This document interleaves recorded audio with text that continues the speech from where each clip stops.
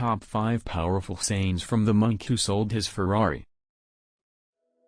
Number 1. The mind is a wonderful servant but a terrible master. If you have become a negative thinker, this is because you have not cared for your mind and taken the time to train it, to focus on the good.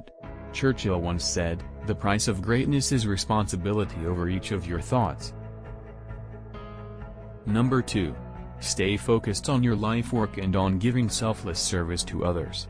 The universe will take care of everything else. This is one of nature's truest laws, and never regret what has happened in the past. Number 3. The quality of your life is determined by the quality of your thought. Therefore, it is necessary for you to master your thoughts to progress and achieve whatever you want. Number 4. It is a fundamental law of nature to profit through loss. Never fear failure. Failure is your friend.